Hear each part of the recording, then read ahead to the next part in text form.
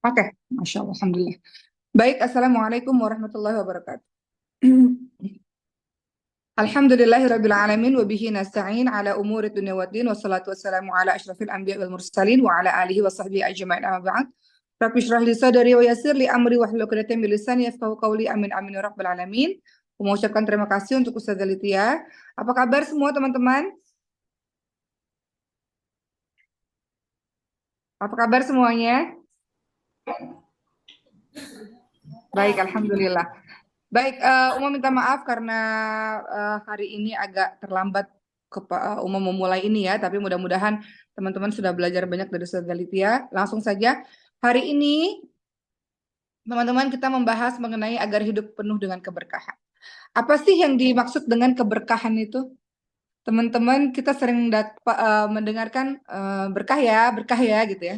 Semoga berkah ya hidupnya ya. Sebenarnya berkah itu apa sih? Ada yang tahu? Apa yang dimaksud dengan keberkahan? Jadi, teman-teman semua, kalau kita sering mendengar kata berkah, berkah, berkah, berkah, sebenarnya asal makna dari keberkahan itu adalah kebaikan yang banyak. Jadi kalau kita bilang berkah ya, semoga dapat kebaikan yang banyak gitu. Semoga kebaikannya bertambah terus. Berkah ya hidupnya ya. Semoga kebaikannya bertambah terus ya dalam hidupnya ya. Berkah hartanya. Semoga hartanya ini berada di sisimu dan mendatangkan kebaikan untukmu, itu berkah. Berkah itu adalah kebaikan yang terus bertambah banyak, kebaikan yang abadi yang akan kita dapatkan. Jadi kalau kita bicara tentang berkah, bukan hanya sekedar mendapatkan kenikmatan saja, tapi berkah itu adalah nikmat yang terus-menerus, kebaikan yang terus-menerus.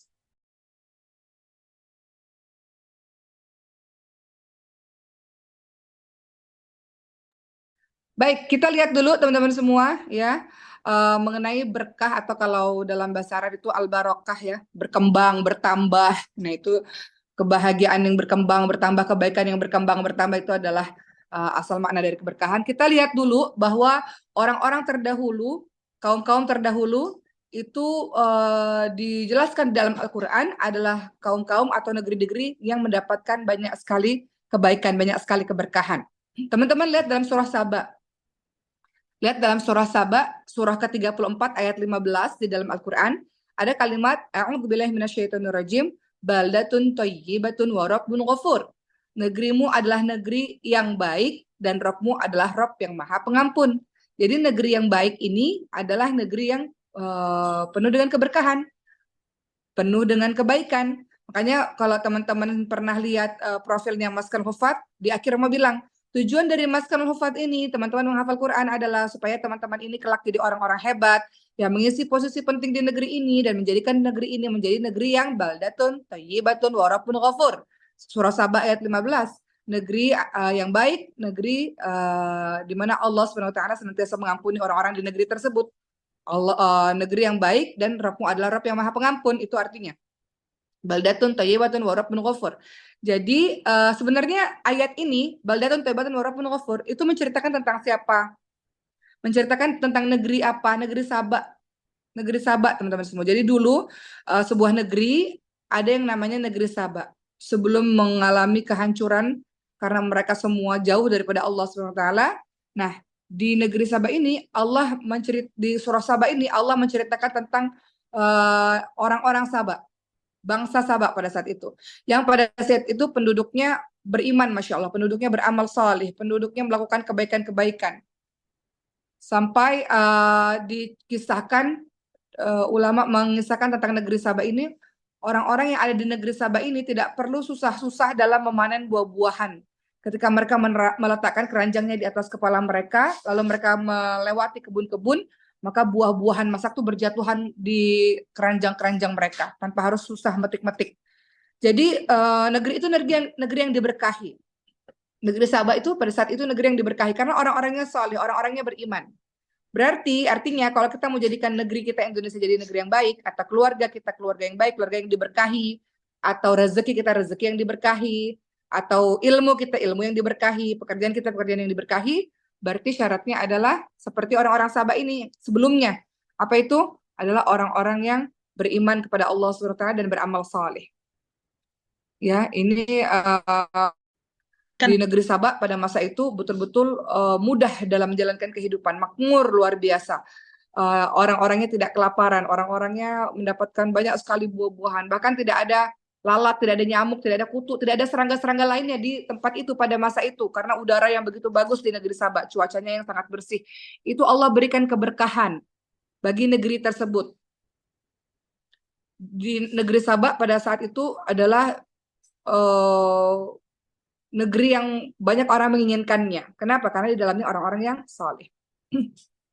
Begitu ya teman-teman semua. Jadi di satu kisah lagi yang lain, zaman keemasan umat Islam pada masa itu di kekhilafahannya Bani Umawi, kekhalifahan Bani Umawi. Pada saat itu makanan berlimpah ruah di gudang-gudang makanan berlimpah ruah. Ya.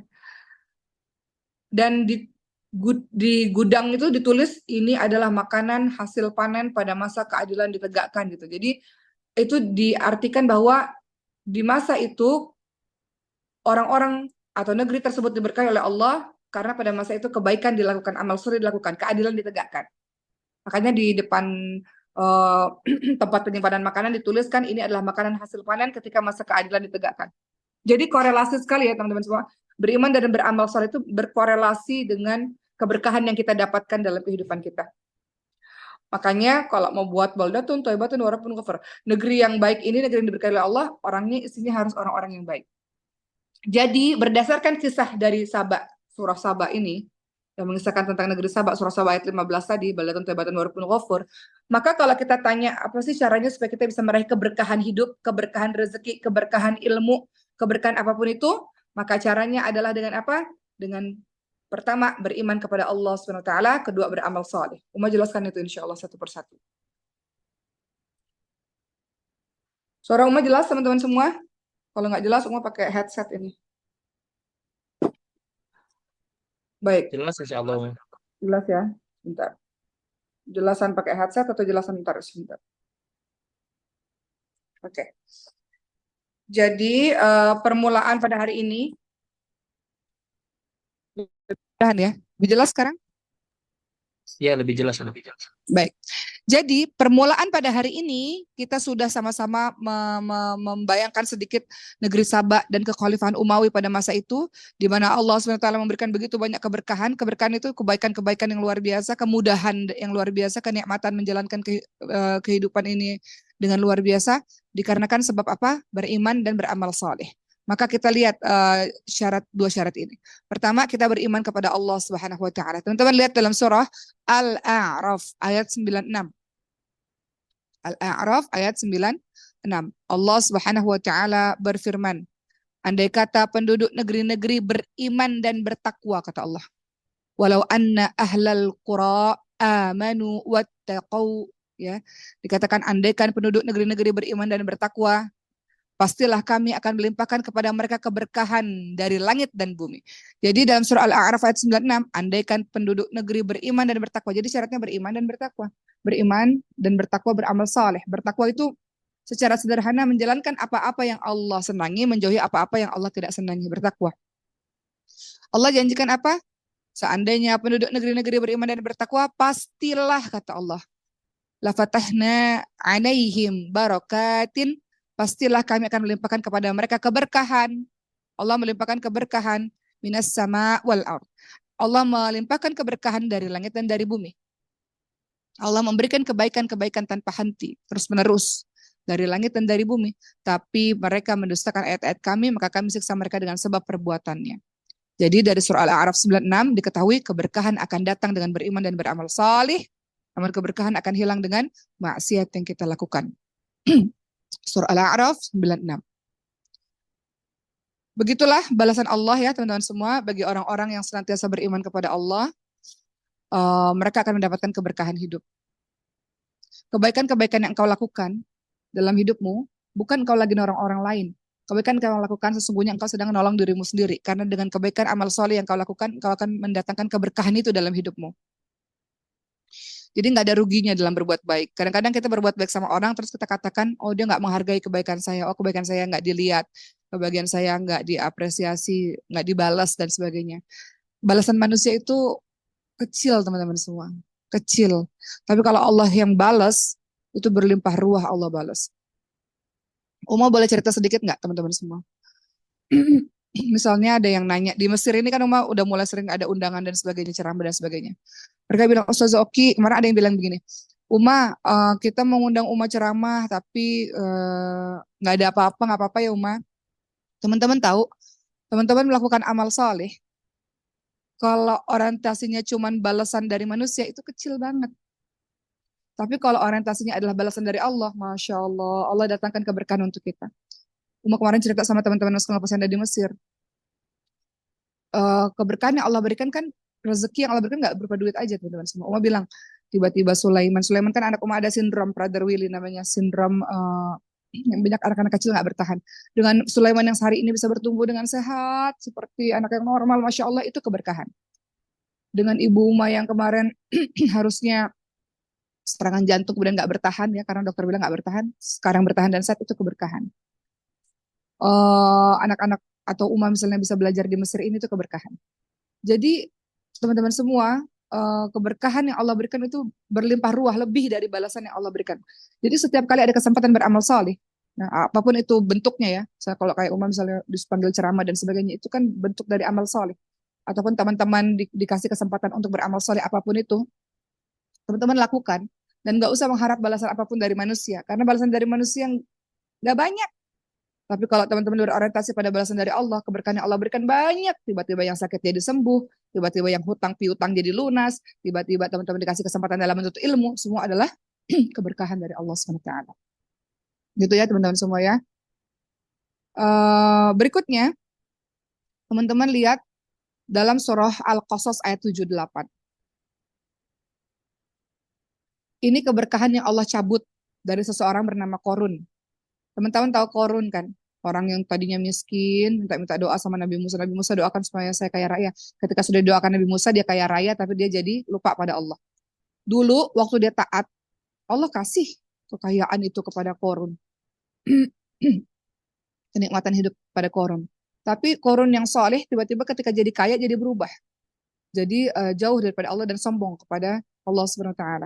Dia menyadari dan mengatakan bahwa semua kekayaannya dari dirinya sendiri, bukan dari Allah.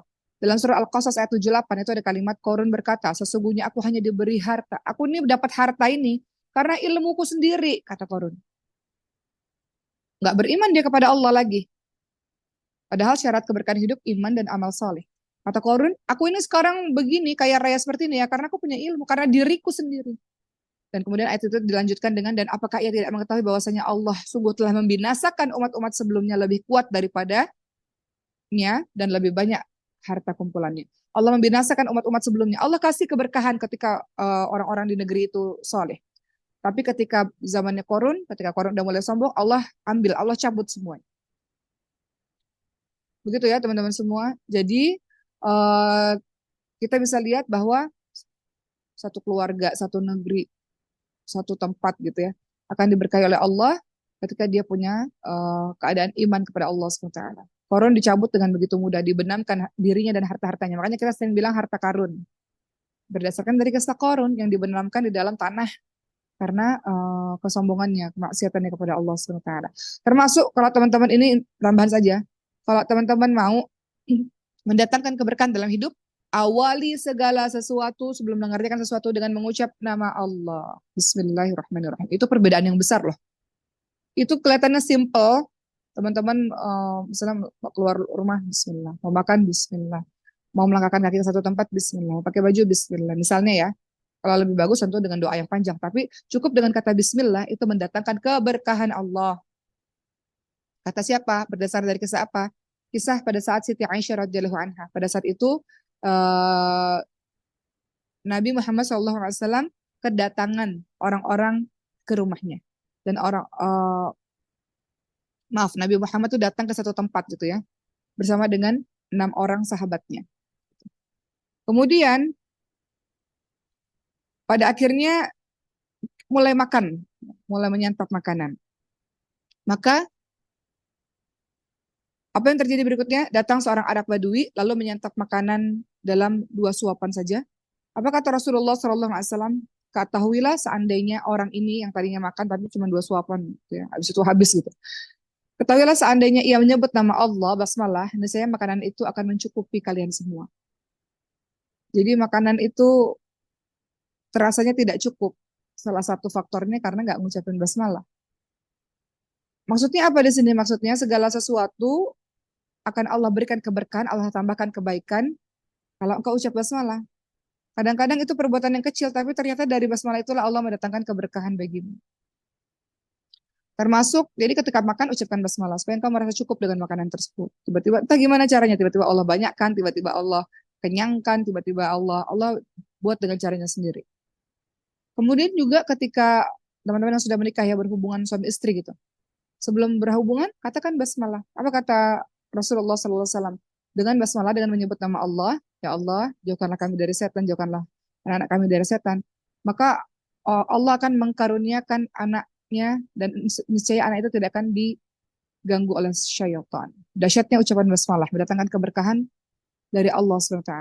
Jadi itu peran iman kepada Allah, salah satunya adalah dengan melibatkan Allah terus dalam kehidupan kita. Dengan terus senantiasa salah satunya terus menyebut-nyebut nama Allah SWT, sehingga dengan menyebut-nyebut nama Allah dalam kita melakukan aktivitas kita, itu dapat mendatangkan keberkahan kepada kita. Kedua, cara mendatangkan keberkahan Allah adalah amal saleh. Setelah beriman, cara beriman itu apa? Menyebut-nyebut nama Allah, menyadari bahwa segala sesuatu pemberian dari Allah, ya, beriman kepada Allah SWT. Kedua, keberkahan akan datang kalau kita beramal saleh. Beramal saleh. Beriman dan bertakwa tadi kan dalam surah yang sebelumnya kita bacakan. Teman-teman lihat surah Al-Maidah ayat 66. Apa kata Allah SWT dalam surah Al-Maidah ayat 66? Allah SWT berfirman, "A'udzubillahi minasyaitonir rajim, walau annahum aqamut taurata wal injil wa ma unzila ilaihim min fawqihim wa min tahti rabbihim," ya, dan seterusnya. Dan sekiranya mereka benar-benar menjalankan Taurat, Injil, dan Al-Quran yang diturunkan kepada mereka, niscaya mereka akan mendapatkan makanan. Makanan dari mana? Makanan dari atas mereka dan dari bawah kaki mereka. Kalau mereka beriman kepada kitab-kitab ini, maka Allah akan menurunkan keberkahan, Allah menurunkan kebaikan, Allah menurunkan makanan kepada mereka. Jadi teman-teman sekalian, sekarang kita berpikir, kalau seandainya dalam kehidupan kita, kok susah ya, kok sulit ya, kok ada masalah terus, kok nggak baik-baik ya kehidupanku, kita berintrospeksi diri, termasuk umat berintrospeksi diri, pasti ada kesalahan yang kita lakukan. Setiap dosa yang kita lakukan itu berefek langsung dalam kehidupan kita. Pasti ada sesuatu yang terjadi dalam kehidupan kita. Ketika teman-teman lakukan dosa, pasti ada sesuatu kesulitan, kesedihan yang terjadi dalam kehidupan kita. Itu efeknya begitu. Sebaliknya, kalau teman-teman melakukan amal soleh, efeknya mungkin nggak terasa di hari itu. Mungkin efeknya bisa terasa di 5 tahun kemudian, 10 tahun kemudian, tapi itu terasa efeknya. Jadi semua kebaikan yang terjadi dalam hidupmu, salah satunya wasilah amal soleh yang kau lakukan. Semua kesulitan, semua kepedihan, salah satunya adalah akibat maksiat, kesalahanmu sendiri, akibat maksiat yang kau lakukan sehingga Allah mencabut keberkahan itu dalam dirimu. Makanya orang-orang yang maksiat nasihat pada diri coba deh teman-teman ingat-ingat lagi. Ketika kita kan dalam kehidupan fluktuatif ya, kadang-kadang kita beriman, kadang-kadang kita semangat beramal soleh, kadang-kadang kita malas futur beramal soleh. Kadang-kadang ngerasa nikmat baca Quran, nikmat tahajud, kadang-kadang sholat biasa aja, nggak ada terasa sholat cepet-cepet, ngaji juga kadang ngaji kadang enggak gitu ya. Itu efek itu dapat dari mana? Dapat dari ketika engkau melakukan kebaikan, iman naik karena ketaatan, iman turun karena kemaksiatan. Jadi ketika engkau ngerasa kok ibadahnya asal-asalan, nggak khusyuk lagi seperti dulu, pasti karena salah satunya maksiat yang kau lakukan. Maksiat itu membuat kita nggak, Allah tercabutnya keberkahan. Salah satunya adalah Allah buat engkau susah sholat malam, susah sholat subuh misalnya, susah baca Quran, itu karena maksiat yang kita lakukan. Tercabutnya keberkahan dikarenakan maksiat yang kita lakukan. Jadi kalau mau dapat keberkahan, teman-teman tahu, nikmat baca Quran itu berkah loh. Kalau kita nikmat, kita mau lama-lama melakukannya. Tahajud, orang bisa nikmat, bisa bangun, tahajud, bisa nikmat saum, puasa, nikmat dijalankan, itu keberkahan loh dari Allah. Karena kesolehan yang kau lakukan terus-menerus, Allah berikan kau nikmat, keberkahan, nikmat dalam beribadah kepada Allah SWT. Tapi coba ingat-ingat, suatu ketika kita terpeleset. Umat ini manusia biasa, teman-teman semua. Umat juga punya dosa, punya salah. Kadang-kadang umat terpeleset gitu, melakukan sebuah dosa. Itu pasti Allah cabut kenikmatan dalam beribadah. Tiba-tiba baca Qur'annya jadi males-malesan, sholat subuhnya jadi kesiangan, sholat tahajudnya jadi males, nggak setaat dulu misalnya. Itu karena kemaksiatan yang kita lakukan. Begitu ya. Nah, teman-teman tahu, amal-amal soleh yang kita lakukan itu nggak hanya berefek pada diri kita loh, tapi bahkan pada anak cucu dan keturunan kita. Keberkahan itu dirasakan tidak hanya untuk kita, tapi anak-anak kita, generasi-generasi selanjutnya. Akibat amal-amal soleh yang kita lakukan. Jadi ketika teman-teman melakukan amal baik, teman-teman bukan berpikir aku lagi nolong orang lain. Di Mesir ini teman-teman semua itu banyak sekali orang-orang tuh volunteers. Jadi relawan. Kan di sini banyak acara-acara pembagian untuk orang-orang Palestina kan. Mereka nggak digaji nih ininya komite apa panitia-panitianya. Banyak sekali program-program Quran ini umat tanya mereka berbulan-bulan ngerjain ini, mereka kerja di mana? Enggak, mereka volunteer semuanya, relawan semuanya, nggak digaji. Mereka mereka bahagia melakukan itu.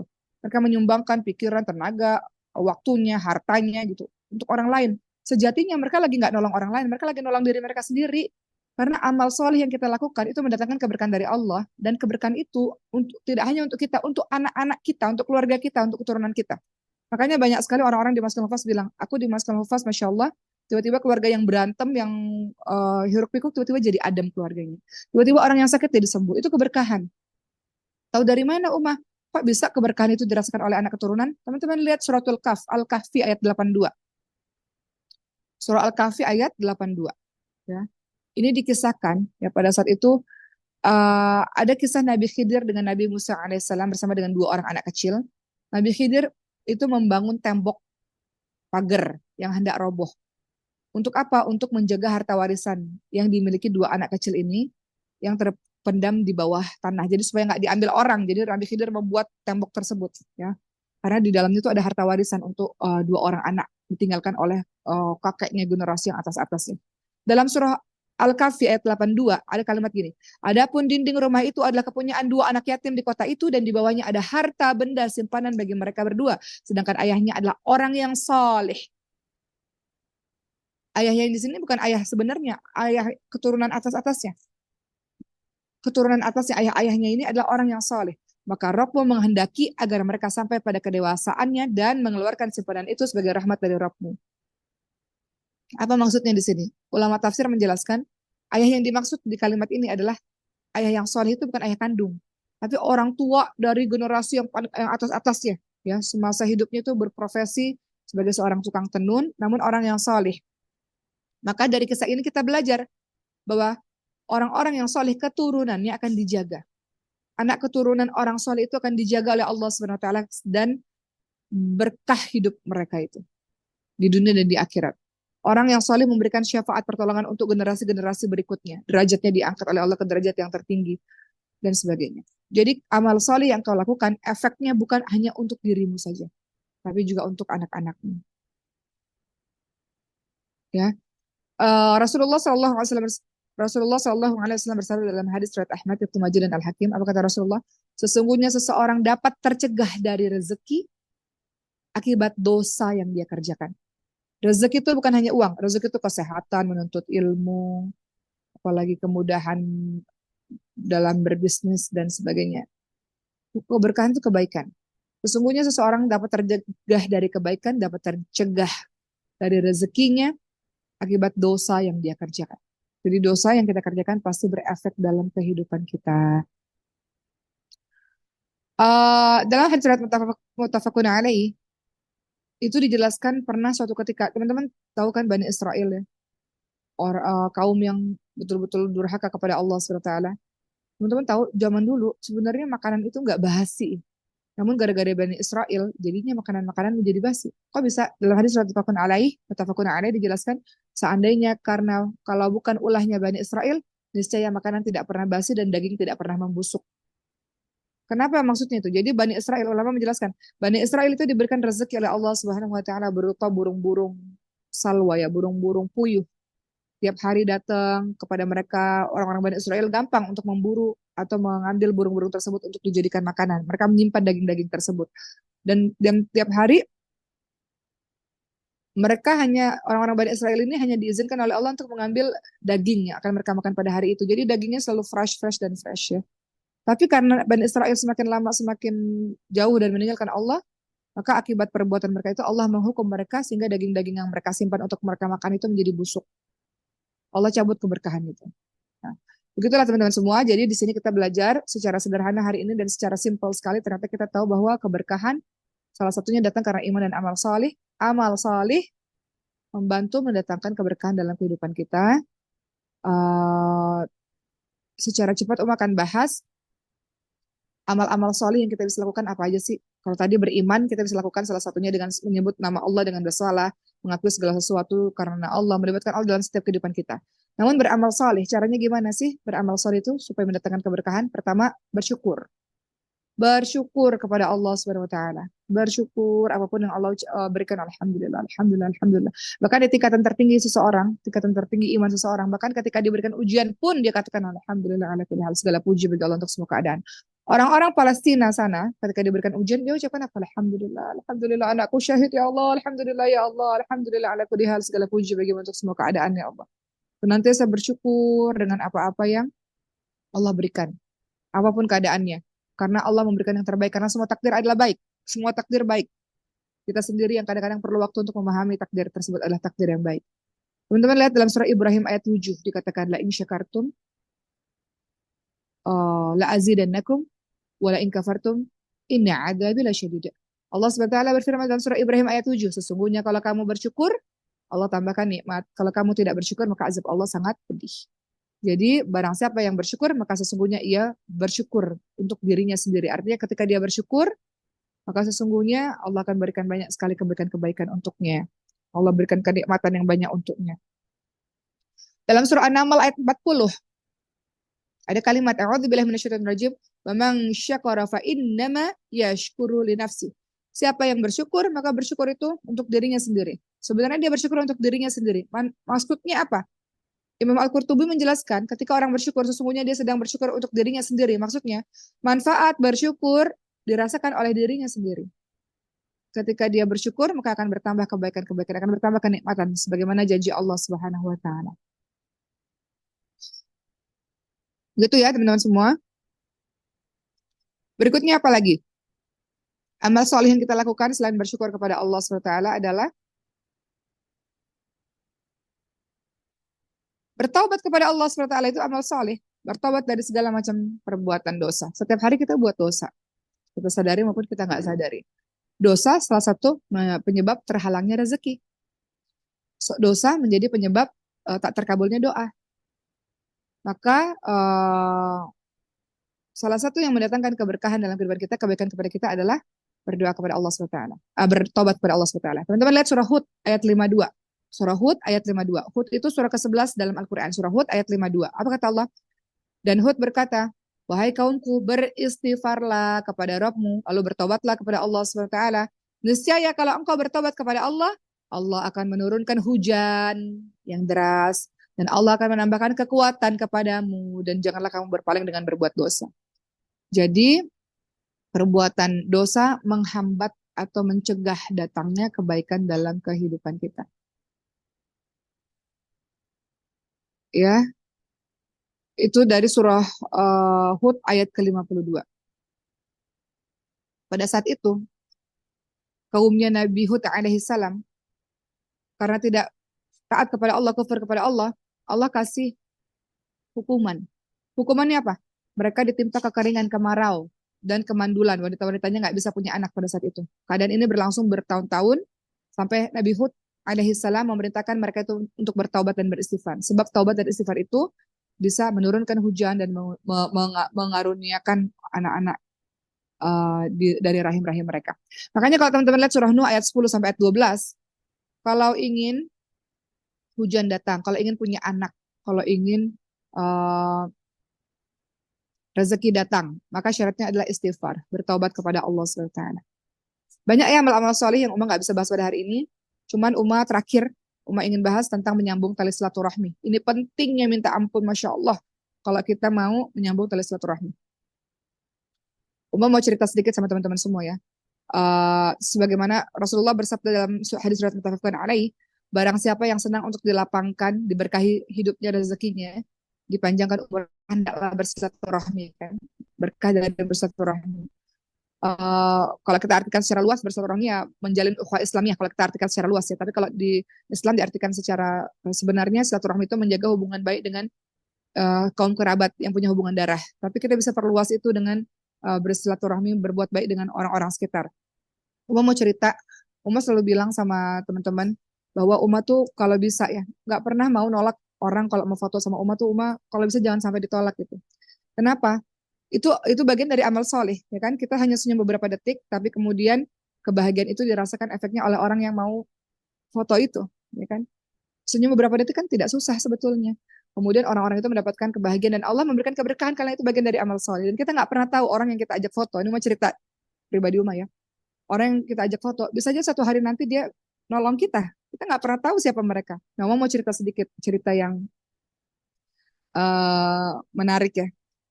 Beberapa tahun yang Hmm. lalu, Uma pergi ke Jordan. Di Jordan itu ada warung kopi lah, lesehan gitu ya, warung sederhana orang-orang Indonesia. Nah, Uma pada saat itu datang ke sana bersama dengan mahasiswa Jordan. Tiba-tiba ada bapak-bapak, Uma nggak kenal bapak-bapak ini siapa. Tiba-tiba beliau mengatakan, oke, sini-sini, saya minta foto gitu. Terus Uma langsung, siapa ya gitu. Cuman akhirnya ya udah, ya Pak gitu. Tapi Uma nggak tahu beliau itu siapa tadinya. Teman-teman tahu apa yang terjadi berikutnya ketika Uma sampai ke Mesir. Kemudian Uma dikatakan oleh mediator ya yang ngurusin ngurusin berbagai macam berkas dan ijazah Uma. Mereka bilang gini, kita harus dapat surat rekomendasi dari atas pendidikan di Mesir, katanya gitu. Harus dapat surat rekomendasi itu hanya saja. Sekarang atas pendidikannya baru kita agak kesulitan, kita belum kenal dan sebagainya gitu. Karena kalau nunggu surat ini Masya Allah mungkin bisa berbulan-bulan lamanya. Singkat cerita, akhirnya pada saat itu Uma datang ke Azhar pada saat itu dan keluar dari gedung Azhar, Uma ketemu lah sama beliau ini. Beliau bilang begini, oke ingat kan kemarin di Jordan? Oh iya Pak gitu. Ya sekarang saya atas pendidikan Mesir di sini gitu. Ya, kemudian Uma bilang, oh Bapak atas pendidikan Mesir di sini, Bapak boleh tolong bantu nggak untuk ngeluarin surat rekomendasi bahwa saya diizinkan untuk belajar di sini. Intinya gitu. Jadi teman-teman sekalian, berkah dari silaturahmi ya, berkah dari kita berbuat baik kepada orang-orang, walaupun kebaikannya kecil gitu. Tapi ternyata kita nggak pernah tahu bahwa suatu hari nanti orang tersebut yang akan bisa menolong kita. Jadi terus jaga hubungan baik dengan banyak orang, terus bersilaturahmi dengan banyak orang. Teman-teman hidup ini nggak cuma sekedar ngaji doang, baca Quran doang, atau ibadah-ibadah sendiri doang, tapi perluas silaturahmi, perluas networking, perluas jejaring. Nah, itu yang mendatangkan keberkahan untuk kita. Begitu ya, Uma nggak bisa lama-lama karena yang ikhwan pada akan mau sholat Jumat. Uma hanya minta kepada teman-teman semua bahwa hari ini kita belajar tentang mendatangkan keberkahan hidup. Kita belajar dari orang-orang Sabak, negeri kaum Sabak pada saat itu ya. Bagaimana tadinya Allah berikan kesuburan, kehebatan luar biasa, tapi karena tidak beriman kepada Allah, Allah cabut semuanya. Kita belajar dari kisah Korun juga, ya, ketika dia kaya raya kemudian sombong kepada Allah, Allah cabut semua.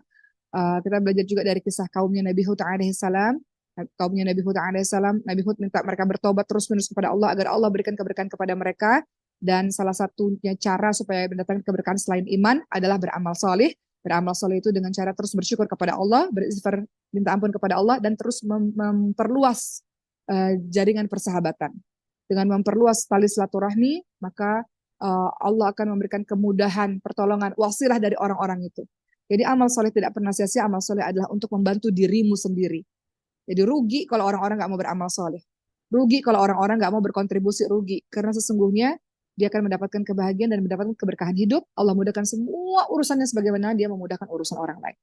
Mungkin sekian dari Uma, terima kasih ya, walaupun singkat tapi mudah-mudahan bisa memberikan efek kepada teman-teman semua. Uma sudahi, wabillahi taufiq wal hidayah. Wassalamualaikum warahmatullahi wabarakatuh.